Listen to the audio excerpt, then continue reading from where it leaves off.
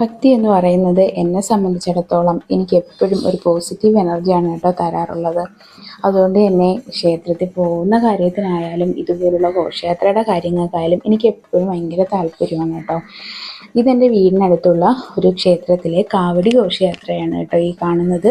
സ്ത്രീകളും കുട്ടികളും മുതിർന്നവരും എല്ലാവരും ഇതിൽ ഒരുപോലെ പങ്കെടുക്കുന്നുണ്ട് കേട്ടോ.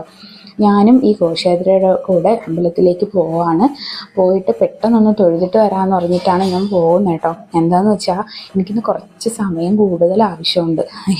എനിക്കിന്ന് പർച്ചേസ് ചെയ്യാനുണ്ട്, എനിക്കിന്ന് കൊറിയർ അയക്കാനുണ്ട്, അങ്ങനെ ഒരുപാട് ജോലിയുണ്ട് കേട്ടോ ഇന്ന്. അതെ, ഈ നെയിം സ്ലിപ്പും കീ ചെയിനും പിന്നെ ഒരു ക്ലോക്ക് കൂടിയുണ്ട് കേട്ടോ. ഇത്രയാണ് എനിക്കിത് കൊറിയർ ചെയ്യാനുള്ളത്. ക്ലോക്കെല്ലാം ചെയ്ത് വെച്ചിട്ടുണ്ട്, കുറച്ച് പരിപാടികൾ കൂടി ബാക്കിയുണ്ട്. അത് ചെയ്ത് സെറ്റ് ചെയ്തിട്ടാണ് കേട്ടോ എനിക്ക് കൊണ്ടുപോകാൻ. ഈ വർക്ക് ഞങ്ങൾക്ക് തന്നത് ബാംഗ്ലൂരുള്ള ഒരാളാണ് കേട്ടോ തന്നിട്ടുള്ളത്. അപ്പോൾ നിങ്ങൾക്ക് ഈ വീഡിയോ ഇഷ്ടമായെങ്കിൽ എന്നെ സപ്പോർട്ട് ചെയ്യണം കേട്ടോ.